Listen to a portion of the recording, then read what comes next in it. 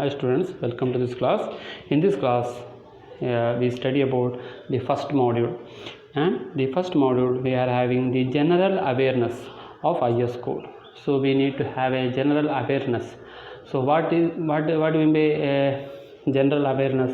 General awareness means we need to know what is that code and what is that code is meant for, and what are the different sections in this code and all. Okay, so we know the IS3043 is for earthing, and 732 is for the installation of wiring installations, etc. 2675 is for lightning, and IS5216 and part 1 part 2 is for safety precautions, and 2309 is for installation of the distribution boards in medium and low voltage. So we know that I have told you now is only a brief, and we just see in detail. In detail means you want not to have feel bored on this class. Actually, what this IS code means is, so it places some rules and regulation. It places some rules and regulations for a particular process to be done. That is, if you are doing earthing, so how the earthing should be done? So earthing should be done so that it should be having 1.8 meter from it should not be earthing should not be done in side of the building. It should be having 1.8 meter distance from the building, and it should be having 2.65 meter depth. We need to place a rod there, pipe earthing, plate earthing. There is some rules and regulations to be followed. So we need to use one particular type of copper. For that copper, we need to use copper wire for earthing, and also we need to have this 8 gauge copper wire. In some case we can use 13 gauge copper wire. So it depends upon the load of the particular building. So in order to know these rules and regulations are there in this IS code. That's only. അത്രയേ ഉള്ളൂ. ഈ റൂൾസും റെഗുലേഷൻസും കാര്യങ്ങളൊക്കെ ഈ ഒരു IS കോഡിൽ ഉണ്ട്. ആ IS കോഡിൽ ഉണ്ടായത് നമ്മൾ പഠിക്കുന്നു, അത്രയേ ഉള്ളൂ. അപ്പോൾ ഈ ഒരു IS കോഡ് ഓരോ രീതിയിലാണ്. ഇപ്പം say this IS code for practice of earthing. You see, earthing is very necessary. Earthing എവിടെയൊക്കെ വേണ്ടി വരും? earthing ഒരു ലൈറ്റിംഗ് പ്രൊഡക്ഷൻ ഉണ്ടെങ്കിൽ അവിടെ earthing വേണം, അല്ലേ? പ്ലേറ്റ് earthing വേണം. പിന്നെ നിങ്ങളുടെ വീട്ടിലും എല്ലാം നിങ്ങൾ earthing വേണം. ഏത് ഇൻഡസ്ട്രിയിൽ പോയാലും അവിടെയും earthingൻ്റെ ആവശ്യമുണ്ട്. So like that everywhere we need earthing. Fine. So this code of practice. So how can we do earthing? So these rules and some regulations are there in this code. And IS73 code of practice for electrical installation. Electrical installation means electrical installation in your home and industry. So what are the electrical installation which we can have in your home? That is wiring installations, that is placing the switch boards, placing the distribution boards. These are all the electrical installation in your home. Fine, the electrical installation.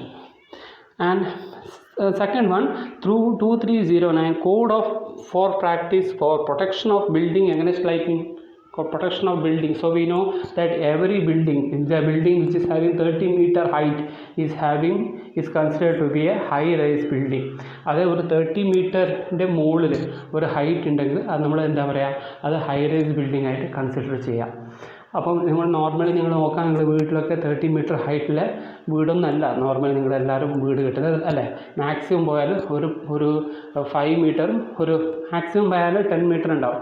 2-storied building ആണെങ്കിൽ ഒരു piece first floor ground ഫ്ലോറും first floor ആകുമ്പോൾ ഒരു 15 മീറ്ററിൻ്റെ ഉള്ളിൽ ഒരു ഹോമുണ്ട്. സാധാരണ വീട് 15 മീറ്റർ വരെ ഹൈറ്റ് ഉണ്ടാവും. അതായത് ഒരു ബിൽഡിംഗ് പറയുമ്പോൾ എന്ത് ചെയ്തു, ഒരു ഹൈ റൈസ് ബിൽഡിംഗ് പറയുമ്പോൾ എന്ത് ചെയ്തു, അത് എന്തെന്നാണ് 15 to 30 മീറ്റേഴ്സ് ഉണ്ടാവും. 30 മീറ്റേഴ്സ് വരെ ഉണ്ടാകുന്ന ബിൽഡിങ്സിനൊക്കെ 30 മീറ്ററൊക്കെ ആ ഹൈറ്റിലെ ബിൽഡിങ്ങിലൊക്കെ എന്ത് വേണം, നിർബന്ധമായിട്ടും എന്ത് വേണം, ലൈറ്റിനിങ് അറസ്റ്റേഴ്സ് വേണം. അതായത് നമ്മൾ കോളേജിലൊക്കെ കാണാം, നമുക്ക് ലൈറ്റിനിങ് അറസ്റ്റേഴ്സ് ഒക്കെ വേണം. സോ ആ ലൈറ്റിനിങ് അറസ്റ്റേഴ്സ് എങ്ങനെയൊക്കെയാണ് ചെയ്യേണ്ടത്, അതിനെ എങ്ങനെയാണ് കമ്മീഷൻ ചെയ്യേണ്ടത്, ആ റൂൾസും റെഗുലേഷൻസും ഒക്കെ നമുക്ക് ഏതിൽ പറയുന്നുണ്ട്, ഈ IS 2309 പറയുന്നുണ്ട്. Okay, next IS 2675 Code of Practice for Enclosed Distribution Fuse Boards. Enclosed distribution fuse boards and cutouts for voltage not exceeding 1000 volt AC and 1200 volt DC. 1000 volt AC പറഞ്ഞാൽ അത് നോർമലി മീഡിയം വോൾട്ടേജും law വോൾട്ടേജും, അതായത് mainly നിങ്ങളുടെ residence, അതായത് നിങ്ങളുടെ home വീട്ടിൽ അത് എങ്ങനെയാണ് ഡിസ്ട്രിബ്യൂഷൻ ഫ്യൂസും ഒക്കെ അറേഞ്ച് ചെയ്യേണ്ടത് എന്നുള്ള ഒരു റൂൾസ് ആൻഡ് റെഗുലേഷൻസ് ആണ് ഈ IS 2675 ഉണ്ടാവുന്നത്. Next one IS 5216 Part 1 Recommendation of General Safety Procedures and Practice in Electrical Work. അതായത് നിങ്ങളുടെ വീട്ടിലൊരു ഇലക്ട്രിക്കൽ വയർമാൻ വന്നു, അയാൾ എന്തൊക്കെയാണ് ജനറൽ സേഫ്റ്റി പ്രിക്കോഷൻസ് കണ്ടക്ട് ചെയ്യേണ്ടത്, ഒരു ഇലക്ട്രിക്കൽ വയറിങ് ചെയ്യുമ്പോൾ എന്തൊക്കെയാണ് ജനറലായിട്ട് അദ്ദേഹത്തിന് സേഫ്റ്റി പ്രിക്കോഷൻസ് വേണ്ടത്, അത് എന്തിൽ പറയാം, 5216 Part 1 പറയുന്നുണ്ട്. പിന്നെ IS 5216 four life saving techniques. ഇത് എപ്പോഴാണെന്ന് വെച്ചാൽ ഇത് വളരെ ഹൈ വോൾട്ടേജിൽ, അതായത് നിങ്ങളെ ട്രാൻസ്മിഷൻ ലൈനിലൊക്കെ വർക്ക് ചെയ്യുമ്പോൾ അപ്പം പാലിച്ചിരിക്കേണ്ട നിർബന്ധമായിട്ടുള്ള കാര്യങ്ങളാണ് ലൈഫ് സേവിങ് ടെക്നിക്സ്. അതായത് ജനറൽ നിങ്ങളുടെ വീട്ടിൽ വന്ന് ഒരാൾ വയറിങ് ചെയ്യുമ്പോൾ എന്താ സംഭവിക്കുക, നിങ്ങളൊരു ഇരുമ്പിലെ ഒരു മേശയാണോ കൊടുക്കുക, അല്ല, നിങ്ങൾ എന്താ പറയുക, you will give wooden benches so that the wood is a very good insulator, not wet wood, it is a dry wood is a very good insulator. So these are all the general things which you need to follow in the electrical installation. Then one more thing is the electrical installation for the safety measures, that for life saving techniques, that is for transmission line നോക്കിയാൽ മതി. ഒരു 11 kV transmission ലൈനിൻ്റെ across, 2 കണ്ടക്ടറിൻ്റെ across ഇവിടെ എന്തെങ്കിലും ഒരു work ചെയ്യാൻ പോവുകയാണെങ്കിൽ അതിലൊക്കെ മീൻസ് അത്രയും പ്രിക്കോഷൻ ആയിട്ടുള്ള സേഫ്റ്റി ജാക്കറ്റ്സ് ഒക്കെ നമ്മൾ ഇട്ടിട്ടുണ്ടാവണം. സോ ഈ കാര്യങ്ങളൊക്കെ ഏതിൽ പറയുന്നുണ്ട്, IS 5216 Part 2 പറയുന്നുണ്ട്. ഓക്കെ, നിങ്ങൾക്ക് ഒരു കാരണവശാലും ഈ ക്ലാസ് ബോർഡ് ആവാൻ പാടില്ല വെച്ചിട്ടാണ് ഞാൻ ഇത് എക്സ്പ്ലെയിൻ ചെയ്യുന്നത്. ഇത് ശ്രദ്ധിക്കുക, ഇത് സിമ്പിളാണ് സംഭവം, അപ്പം ശ്രദ്ധിച്ച് ക്ലാസ് കേൾക്കുക. Next, IS 3043. This code gives guidelines on system earthing and equipment earthing. System earthing, equipment earthing. Equipment വെച്ചാൽ ഒരു പർട്ടിക്കുലർ equipment earthingും ഒരു സിസ്റ്റത്തിൻ്റെ earthingും ഇതിൽ കൊടുക്കുന്നുണ്ട്.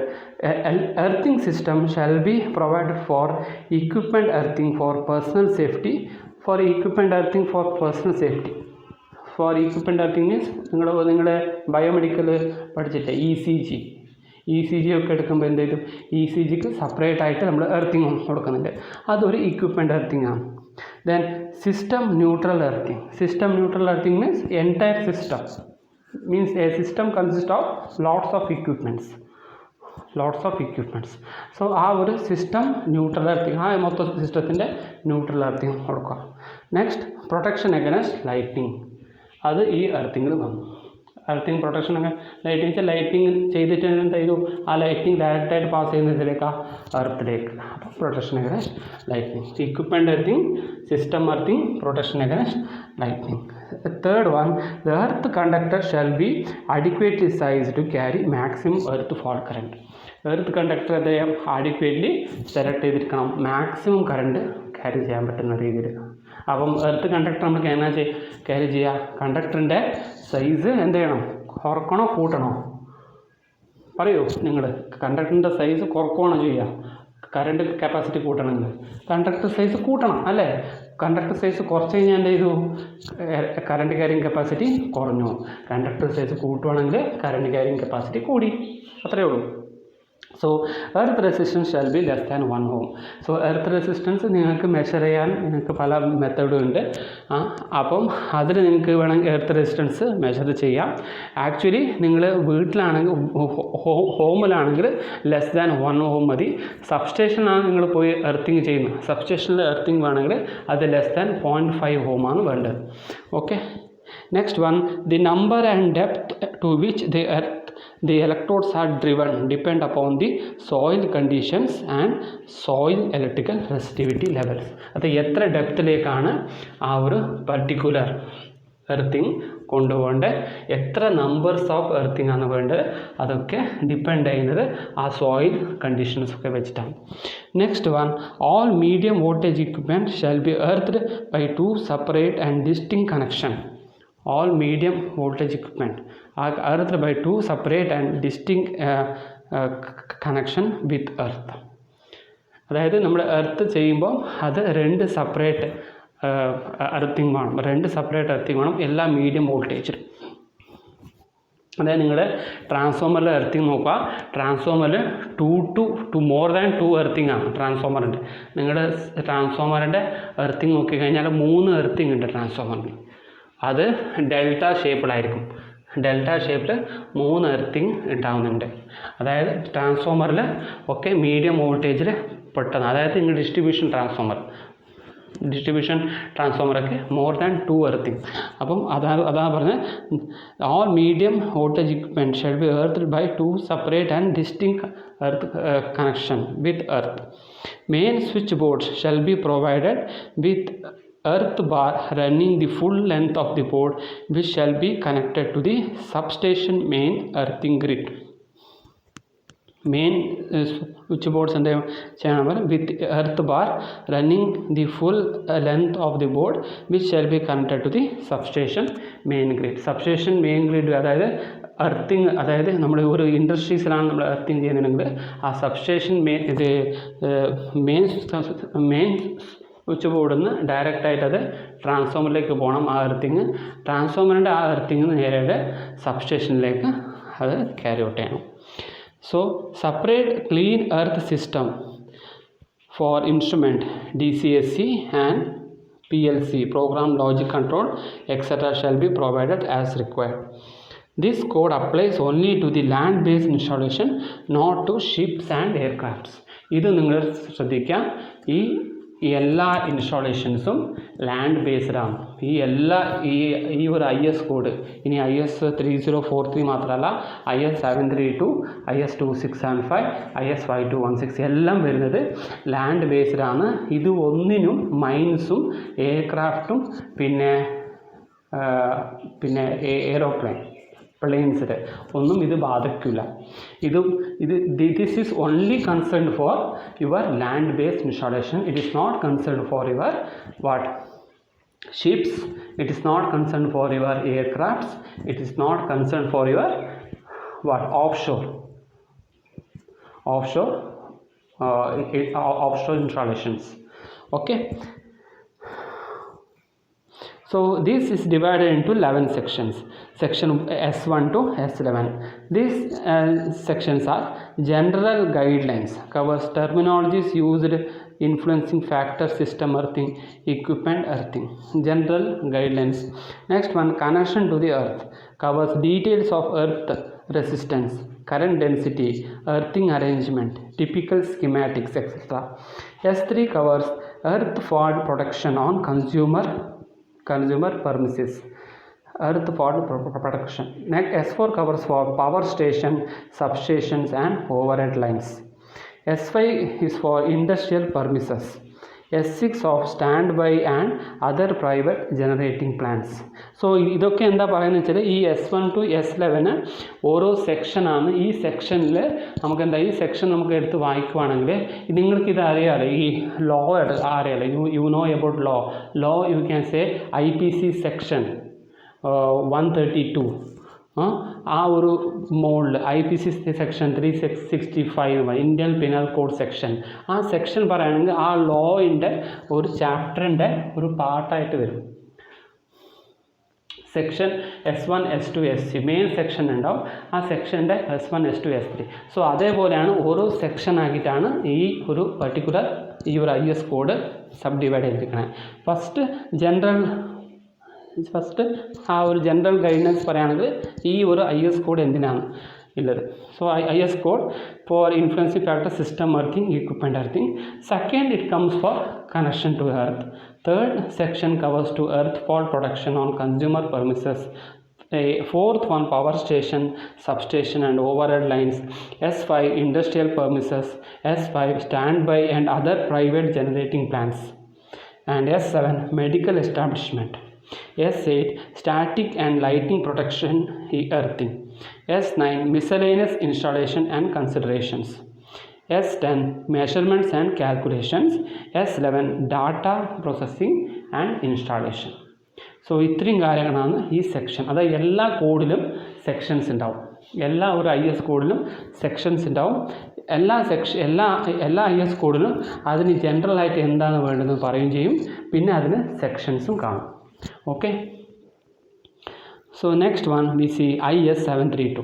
So this IS 732 also got sections, that is 5 sections, and this we see now here. This covers the requirement and precautions regarding wiring installations for ensuring satisfactory and reliable service and safety from all possible hazards from the use of electricity. This covers requirements, precautions regarding wiring installations. എന്തൊക്കെ requirements ആണ്, എന്തൊക്കെ precautions ആണ് നമുക്ക് ചെയ്യേണ്ടത് wiring install ചെയ്യുമ്പോൾ. So you know wiring installations, you require phase wire, neutral wire, you require earth wire, etc. And for that you require conduits, you require junction boxes. Okay, lots of things are required. And the precautions, and also you need to see that the switchboard should be placed from the floorboard 1.35 meter above, and it should be earthed, and etc. The regarding wiring installation for ensuring satisfactory and reliable service and safety. Satisfactory service ആണ് reliable service. Reliable service വെച്ചാൽ നമ്മൾ service ചെയ്തിട്ട് ഒരു 4 ദിവസം കഴിയുമ്പോൾ faulty ആവാൻ പാടില്ല. ആ സർവീസ് കുറേ കൊല്ലത്തേക്ക് ആ ഒരു പർട്ടിക്കുലർ പേഴ്സണിന് അവൈൽ ചെയ്യാൻ പറ്റണം. അത് reliability means continuation of the service, അതാണ് റിലയബിലിറ്റി. ഒരു പർട്ടിക്കുലർ സർവീസ് നമ്മൾ കൊടുക്കുമ്പോൾ ആ പർട്ടിക്കുലർ സർവീസ് നമ്മൾ ഒരു ഇൻസ്റ്റാളേഷൻ നമ്മൾ ചെയ്തപ്പോൾ ആ സർവീസ് കുറേ കൊല്ലത്തേക്ക് അയാൾക്ക് ആ ഒരു ഉണ്ടാവണം, എന്നാൽ അത് റിലയബിളാണ്. അപ്പോൾ ഒരു 10 ദിവസം കഴിയുമ്പോൾ അതിൻ്റെ ഷോർട്ട് സർക്യൂട്ട് ഫാൾട്ട് വന്നു കഴിഞ്ഞാൽ എന്താ സംഭവിക്കുക? ആ സർവീസ് ഉണ്ടാവുമോ? ആ service is not reliable. So this is for satisfactory, reliable service and safety from all possible hazards and from the use of electricity. Next one, this code applies to the design, selection, erection and inspection and testing of wiring installation. This code applies to the design, selection, erection, inspection and testing of wiring installation, whether permanent or temporary. First one you can see design. So we need to design, we need to draw a plot, we need to take a plan, we need to select. So how many lights and fans are required in the room, and all. The erection means you need to take that after design and selection you need to go and you need to take that all equipment and you need to go for an house, then you need to erect means you need to do wiring, and inspection. Inspection means an electrical inspector will come and he will test whether this wiring is working or not. And testing of wiring installation. Inspection, he will come and inspect, and he will also test whether the permanent or temporary. So permanent is of household കൂടുതലും permanent ആണ്. Temporary വരുന്നത് വെച്ചാൽ ഒരു commercial building, അത് ഒരു 10 കൊല്ലത്തേക്ക് ലീസിന് നമ്മൾ എടുത്തിട്ടുണ്ടാവും. അപ്പം അത് നമ്മൾ പെർമനൻ്റ് ആയിട്ട് നമുക്ക് ചെയ്യാൻ പറ്റില്ലല്ലോ. ലീസ് പറയുമ്പോൾ വാടകയ്ക്ക് ഒരു പർട്ടിക്കുലർ ബിൽഡിങ്ങിന് എടുത്തിട്ടുണ്ടാവും. അപ്പോൾ അങ്ങനെ എടുക്കുമ്പോൾ നമ്മളത് ടെമ്പററി ആയിട്ട് ചെയ്യാൻ പറ്റത്തുള്ളൂ. Temporary earthing, say we have taken a building and for a lease for 10 years and we have converted it into a hospital. Then whatever the wiring which you do in a hospital, that hospital is of temporary. So അത് എന്താ പറയുക, temporary ആയിട്ട് അത് conduct ചെയ്യാൻ പറ്റും. So അങ്ങനെ temporary in and about the building. Next one, it relates generally to all wiring installation in non-industrial and industrial locations, whether the electrical supply is derived from an external source or from a private generating plant. So ഒരു external source ആണെങ്കിലും ഒരു private generating plant ആണെങ്കിലും ഈ rules ബാധകമാണ്. This is not applicable, ഞാൻ നേരത്തെ പറഞ്ഞു, it is not applicable to the mines, conductor and telecommunication and alarm system, traction installation, motor vehicles, installation on board ships, aircraft and offshore installations. അപ്പം ഇതിൽ കുറച്ചും കൂടെ എലാബറേറ്റ് ആയിട്ട് പറയുന്നത് ഇത് ലൈറ്റിംഗ് കണ്ടക്ടേഴ്സ് ഇത് ബാധകമല്ല, ടെലികമ്മ്യൂണിക്കേഷനും ഇത് ബാധകമല്ല, അലാം സിസ്റ്റത്തിനും ഇത് ബാധകമല്ല. സോ ഇത് ബാധകമുള്ള സ്ഥലത്ത് എന്തൊക്കെയാണെന്ന് പറഞ്ഞിട്ടുണ്ട്, അത് മുകളിൽ പറഞ്ഞു, താഴെ ഇറ്റ് ഈസ് നോട്ട് അപ്ലിക്കബിൾ എന്ന് പറഞ്ഞിട്ടുണ്ട്. So next one we see about the different sections in this IS 732. So the different sections means it covers 5 sections. First is terminology, explains all terminology used in standards. Terminology means ഓരോ ടെർമും എന്താണ് എന്ന് ഉദ്ദേശിക്കുന്നതാണ് ഈ ഒരു terminology. ഓരോ ടേംസും means what is voltage, what is current, what is fuse, അങ്ങനെ ഓരോ ടേംസിനും മൊത്തം എക്സ്പ്ലനേഷൻ കൊടുക്കുന്നതാണ് ഈ terminology. Next one, assessment of general characteristics of installation. Assessment of general characteristics like purpose of wiring, supply available, maintainability, etc. Second one, assessment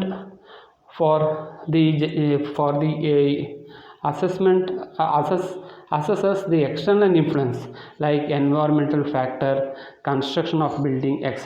that affect the installation. So the environmental factor means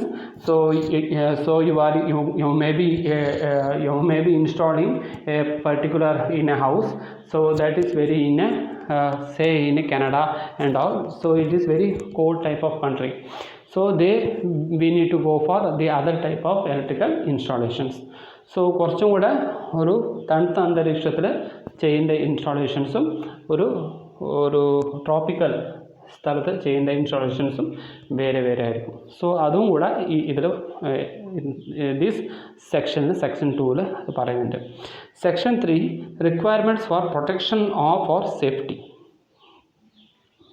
So requirement for protection for safety, the requirements for protection against electric shock. So requirement for protection against electric shock. So electric shock എന്ന് protection ചെയ്യാൻ എങ്ങനെ എന്താ ചെയ്യുക, നമ്മൾ എല്ലാം earthing ചെയ്യുക. So we need to earth each and every switch boards. And next one, requirements against the thermal effects in normal service. And protection against the thermal effects in normal service, protection against overcurrent, over voltage and under voltage. So these are all done in the MCBs. And protection against earth leakage and earth fault. So earth leakage ELCBs, earth leakage circuit breakers. You can, if you are having any earth that type of motors which you are installing in your home, then you can place ELCBs, earth leakage circuit breakers, etc. Then then protection against switching and isolation for maintenance. Switching and isolation. So you can if you wish to have a maintenance, then you can isolate. So this isolator is there in your side of your meter board. നിങ്ങളുടെ metre ബോർഡില്ലേ വീട്ടിലെ metre ബോർഡിൻ്റെ സൈഡിൽ ഒരു isolator ഉണ്ട്. So എന്താണ് isolator? അത് ഫ്യൂസാണ്. ആ fuse എന്ത് ചെയ്യുക? അത് നിങ്ങൾക്ക് ഊരിയെടുക്കാം. ആ ഊരിയെടുത്ത് കഴിഞ്ഞാൽ എന്താ സംഭവിക്കുക? നിങ്ങളുടെ വീട്ടിൽ മൊത്തം ഒരു ഐസൊലേറ്റഡായി. നിങ്ങളുടെ വീട്ടിലേക്ക് ഒരു കറണ്ടും വരില്ല. സോ ആ ഒരു isolator either you can put it in the fuse or you can switch off the MCCB. Okay. So next one, S4, is the design of installation, selection and protection of the equipment. So next one, the design of installation, selection and erection of the equipment. Fundamental requirements for design. Fundamental requirement for selection of electrical equipments. Fundamental requirement for erection and initial testing of electrical installations. So എന്തൊക്കെ fundamental requirements എന്തൊക്കെയാണ് വേണ്ടത്? Section S4 പറയുന്നുണ്ട്. Next S5, inspection and testing, guidelines for inspecting and testing. So this is all about the 5 sections. So നേരത്തെ നമുക്ക് എത്ര sections ഉണ്ടായിരുന്നു? 8 sections ഉണ്ടായിരുന്നു. ഇവിടെ 5 സെക്ഷൻസേ ഉള്ളൂ. Next one comes IS 2309, Code for Practice for Protection of Building Against Lightning. First നമ്മൾ code for practice for protection of earthing നമ്മൾ പഠിച്ചു. നെക്സ്റ്റ് വയറിംഗ് ഇൻസ്റ്റാളേഷൻസ് പഠിച്ചു. പിന്നെ ഇപ്പം പഠിക്കുന്നത് code for practice for protection of building against lightning പഠിച്ചു. So lightning outlines the general technical aspects of lightning, illustrating its principal electrical, thermal and mechanical effects.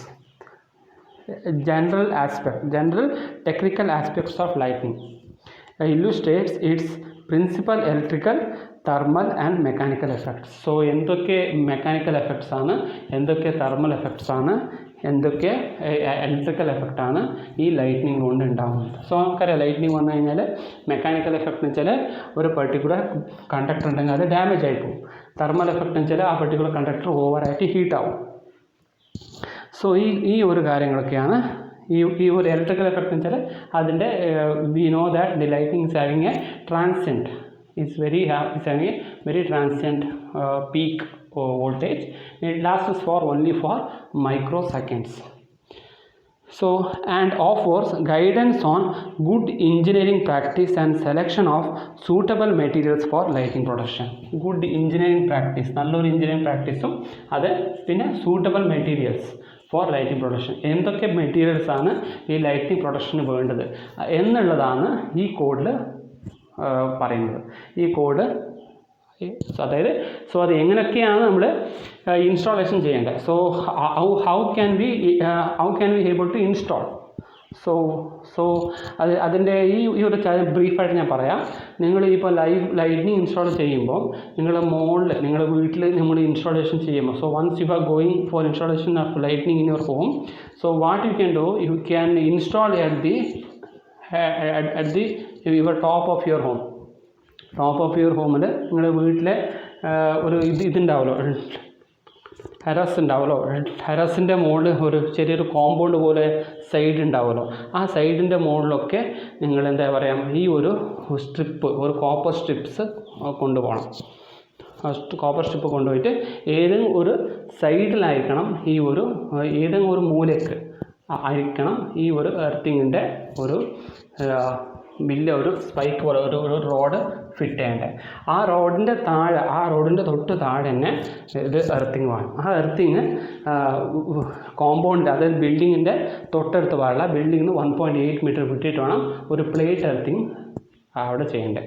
So ഇതേ രീതിയിൽ എങ്ങനെയാണ് ചെയ്യേണ്ടത്, ഏത് രീതിയിലാണ് ചെയ്യേണ്ടത്, ഏതൊക്കെ പ്രാക്ടീസാണ് വേണ്ടത്, ഏതൊക്കെ മെറ്റീരിയൽസാണ് വേണ്ടത് എന്നുള്ള കാര്യങ്ങളാണ് ഈ IS 2309 കൊണ്ട് ഉദ്ദേശിക്കുന്നത്. So next one, this code is divided into 4 sections. So for section 1, is general and basic considerations. Explains basic definitions related with lighting and lighting production, technical aspects of lighting effects, of lighting stroke, functions of lighting conductor. Next one, system design, covers general consideration for design, materials used, corrosion effect. So corrosion factors പറഞ്ഞാൽ എന്താണ്? corrosion factors വെച്ചാൽ രണ്ട് different materials ഉപയോഗിക്കാൻ പാടില്ല.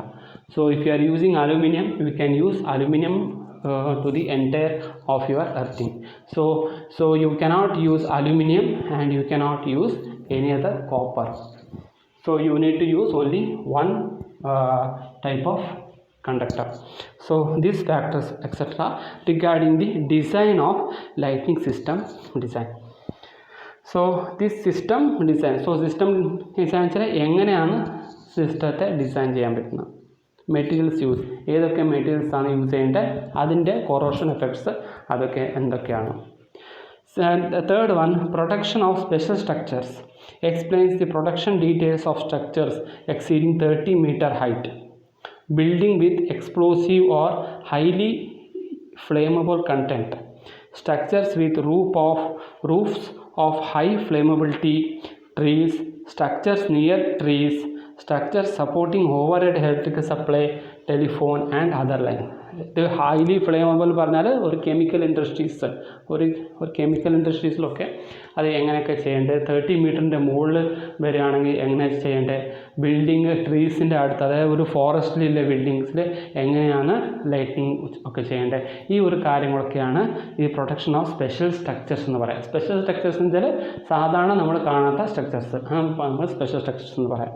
Next one, miscellaneous provision and explanatory notes, details about inspection, testing of the system, maintenance and upkeep of system, record keeping വെച്ചാൽ എപ്പോഴൊക്കെ lightning ഉണ്ടായാലും അത് എത്ര മാസം, ഓരോ 6 മാസം കൂടുമ്പോൾ നമ്മൾ എന്ത് ചെയ്യണം, ആ പെർട്ടിക്കുലർ ലൈറ്റിനിങ് അറസ്റ്റിന് പോയി ചെക്ക് ചെയ്യണം, അതിൻ്റെ ലൈറ്റിനിങ് അറസ്റ്റിൻ്റെ എർത്തിങ് ചെക്ക് ചെയ്യണം. ഈ ഒരു റെക്കോർഡ് എപ്പോഴും കീപ്പ് ചെയ്തിട്ടുണ്ടാവണം. സോ ഈ ഒരു കാര്യങ്ങളാണ് ഈ 4 സെക്ഷൻസിൽ പറയുന്നത്. Next one, IS 2675 code of practice for enclosed distribution fuse boards and cutouts for voltage not exceeding 10,000 volt AC and 1200 volt DC. So it is for enclosed distribution switch board, enclosed distribution fuse board and cutouts, voltage not exceeding 10,000 volt AC and 1200 volt DC. This Indian standard covers enclosed distribution fuse boards for voltage not exceeding 10,000 volt AC and 1200 volt DC. The current rating in each outgoing circuit not to exceed 100 ampere. അതായത് ഒരു നിങ്ങളുടെ വീട്ടിൽ എല്ലാവരും വീട്ടിൽ നിങ്ങൾക്കറിയാം ഒരു distribution board ഉണ്ടാവും, normally നിങ്ങളുടെ വീട്ടിലത്തെ ഡിസ്ട്രിബ്യൂഷൻ ബോർഡ് 100 ആംപിയർ ഒന്നും ഉണ്ടാവില്ല. ആക്ച്വലി ഇത് മാക്സിമം പറയുകയാണെങ്കിൽ അതിലേക്ക് വരുന്നത് കറണ്ട് പറയാൻ 16 ആംപിയർ ഉണ്ടാകത്തുള്ളൂ. നിങ്ങൾ വേണമെങ്കിൽ ഇന്ന് തന്നെ ഇപ്പം തന്നെ നിങ്ങൾക്ക് വേണമെങ്കിൽ നിങ്ങൾ മീറ്റർ ബോർഡ് ഒന്ന് പോയി ചെക്ക് ചെയ്യാം. നിങ്ങൾ ഒരു ICDB പറഞ്ഞ സംഭവമുണ്ട്, ഒരു മീറ്റർ ഉണ്ട്, ആ മീറ്ററിൻ്റെ താഴെ ഒരു ഇതില്ലേ എനർജി മീറ്റർ അല്ലേ, ആ എനർജി മീറ്ററിൻ്റെ താഴെ നിങ്ങൾക്ക് കാണാൻ പറ്റും 230 volt 16 ആംപിയർ ഓർ 15 ആംപിയർ ഒരു ICDB പറഞ്ഞിട്ടുണ്ടാവും. അപ്പോൾ മാക്സിമം കറണ്ട് നിങ്ങളുടെ വീട്ടിലേക്ക് എത്തുന്നത് 16 ആംപിയർ ഓർ നിങ്ങൾ 3 phase ആണെങ്കിൽ 32 ആംപിയർ ഉണ്ടാവും മാക്സിമം പോയാൽ. അപ്പോൾ അത്രയേ ഉള്ളൂ, 100 ആംപിയർ ഒന്നും ഉണ്ടാവില്ല. അതിപ്പോൾ 100 ആംപിയർ ആണെങ്കിൽ ആ ഒരു 100 ampere not exceeding 100 ampere, out going circuit not exceeding 100 ampere, 100 ampere exceed ചെയ്യാൻ പാടില്ല.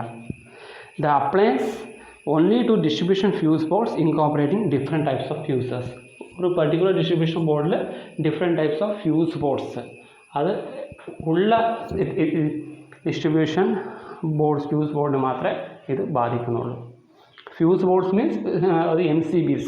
നിങ്ങൾ വീട്ടിലൊരു ഡിസ്ട്രിബ്യൂഷൻ ഫ്യൂസ് ബോർഡ് ഉണ്ടാവുമല്ലോ, ആ ഡിസ്ട്രിബ്യൂഷൻ ഫ്യൂസ് ബോർഡിൽ ഒരു പല MCBs ഉണ്ടാവും, MCCB ഒക്കെ ഉണ്ടാവും, അതാണ് ഇവിടെ ഉദ്ദേശിച്ചത്.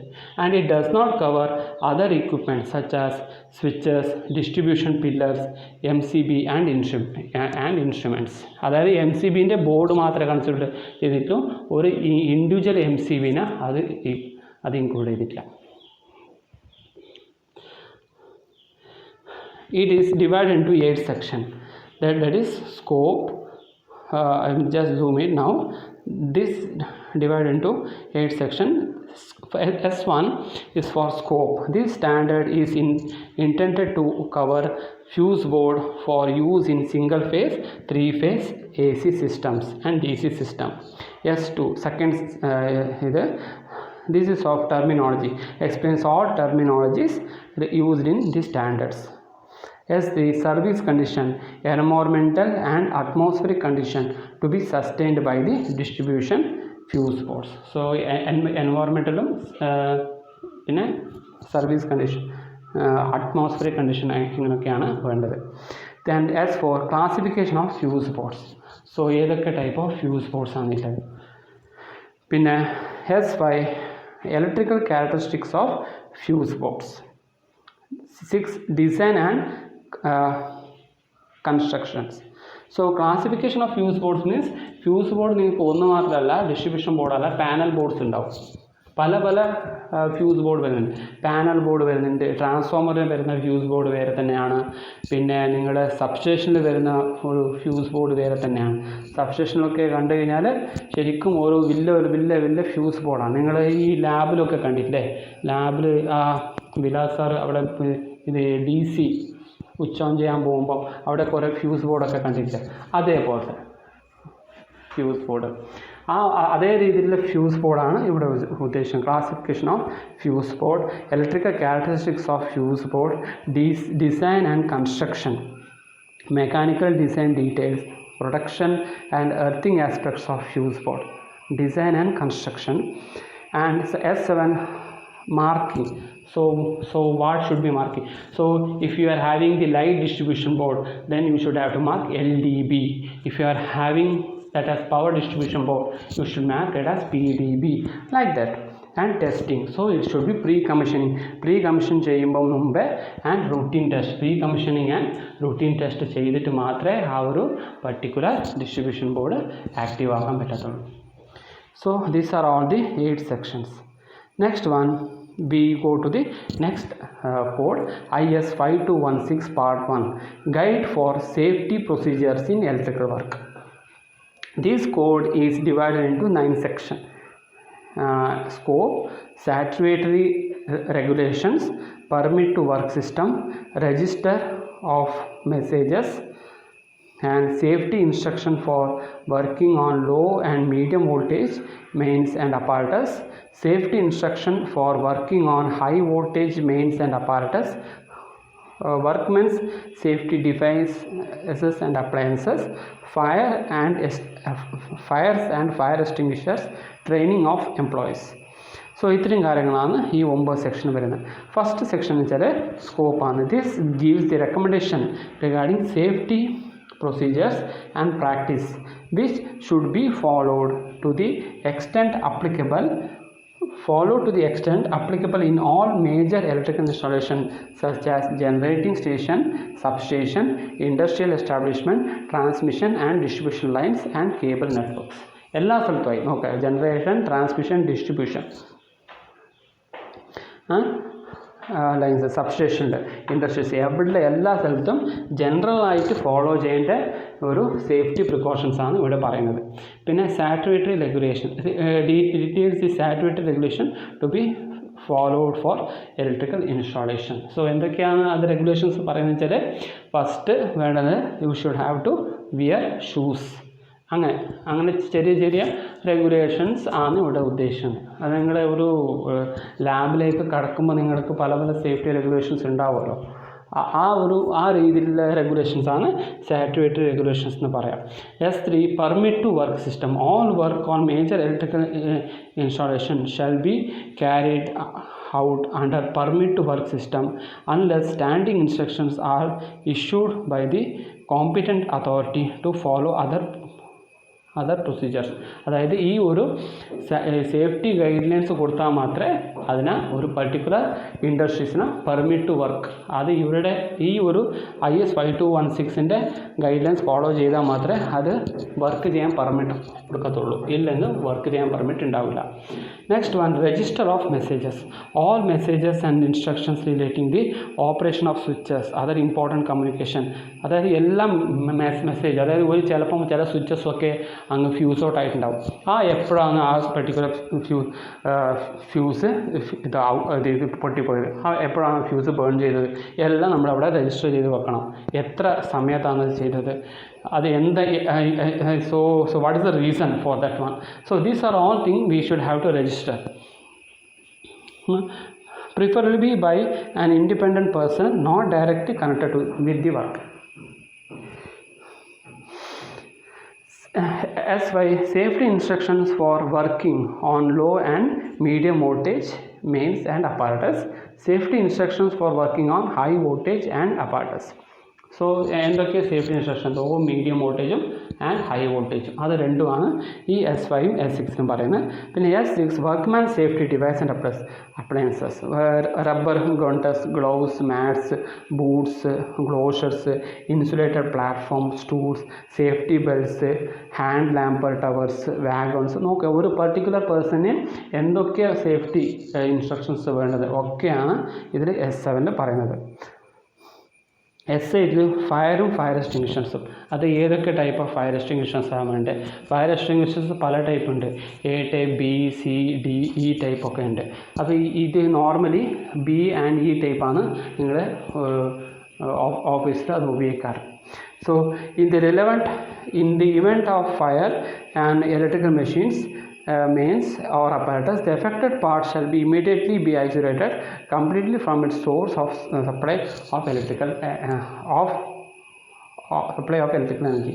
അതായത് ഒരു പർട്ടിക്കുലർ സ്ഥലത്ത് എന്തെങ്കിലും ഒരു ബേൺ എന്തെങ്കിലും ആയിക്കഴിഞ്ഞാൽ ഈ ഫയർ എക്സ്റ്റിങ്വിഷൻ എടുത്തിട്ട് അത് ഓപ്പൺ ചെയ്തിട്ട് ആ തീന എത്രയും പെട്ടെന്ന് എന്തായാലും കെടുത്തണം. അതിന് വേണ്ടിയാണ് ഫയർ എക്സ്റ്റിങ്വിഷൻസ് ഉപയോഗിക്കുന്നത്. നിങ്ങൾക്ക് കാണാൻ പറ്റും, റെയിൽവേ സ്റ്റേഷനിലൊക്കെ പോയി കഴിഞ്ഞാൽ മുമ്പിൽ കുറേ സാൻഡിൻ്റെ ബക്കറ്റ്സൊക്കെ കാണാം. ചില ആൾക്കാർ ചോദിക്കും, എന്തിനാണ് ഈ സാൻഡ് ബക്കറ്റ്, വെള്ളത്തിൻ്റെ ബക്കറ്റ് ഇട്ടാൽ പോലെ. ഒരിക്കലും അങ്ങനെ പറയരുത്.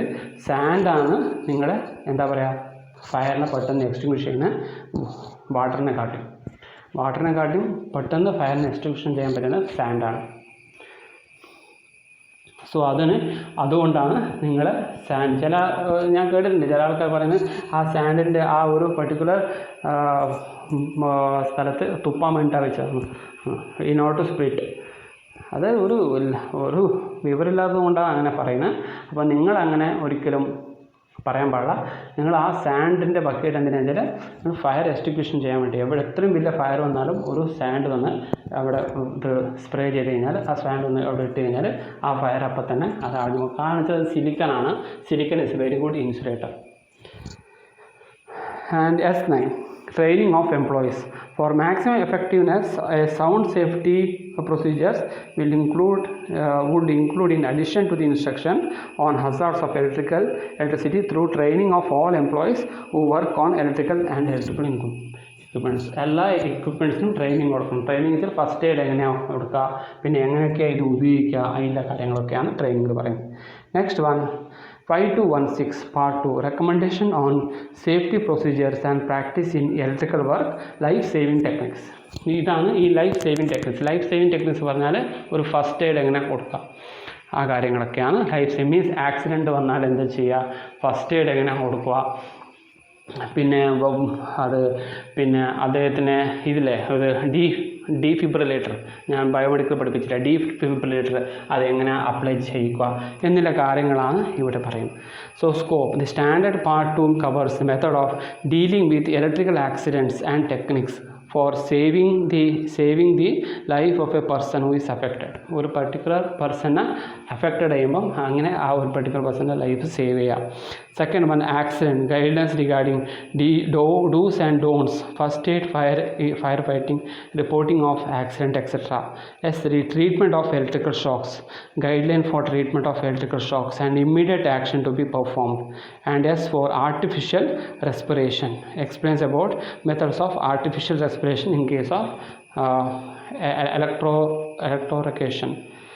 സോ അതായത് ഒരു പർട്ടിക്കുലർ പേഴ്സണ് ഒരു ഇത് ശ്വാസം, അതായത് ഈ ഫയറിങ് ഇത് ഇങ്ങനെ ഷോക്ക് അടിച്ച് കഴിഞ്ഞാൽ ആദ്യം എഫക്റ്റ് ചെയ്യുന്ന ഇത് ഹാർട്ടിനെയാണ്. ഹാർട്ട് പെട്ടെന്ന് എഫക്റ്റ് ചെയ്യുമ്പോൾ അത് ലങ്സിനെ. അപ്പോൾ അയാൾക്ക് ശ്വാസം മുട്ടലുണ്ടാവും. അപ്പോൾ ഉണ്ടാകുമ്പം അയാളെ നമുക്കറിയാം കൈ കൊണ്ട് അയാളുടെ ലങ്സ് അയാളുടെ ചെസ്റ്റ് 3-4 വട്ടം പ്രസ് ചെയ്തിട്ട് പിന്നെ അയാളെ മൗത്ത് ത്രൂ ബ്രീത്ത് ചെയ്യേണ്ടി വരും. സോ ഈ കാര്യങ്ങളൊക്കെയാണ് ഈ ഒരു general safety life saving techniques 5216 part 2 ഒക്കെ നോക്കാം. 5216 പാർട്ട് 1 ജനറൽ ആയിട്ടാണ്, 5216 പാർട്ട് 2 ലൈഫ് സേവിങ് ടെക്നിക്സ് ആണ്. സോ ഇത്രയും കാര്യങ്ങളുള്ളൂ. ബാക്കി ഞാൻ അടുത്ത ക്ലാസ്സിൽ ഈ ഡീറ്റെയിൽ ആയിട്ട് ഞാൻ ഈ എന്താ പറയുക rules of electrical system design, അത് ഇന്ത്യൻ ഇലക്ട്രിസിറ്റി ആക്ടിനെ കുറിച്ചിട്ട് ഞാൻ ഡീറ്റെയിൽ ആയിട്ട് എക്സ്പ്ലെയിൻ ചെയ്യാം.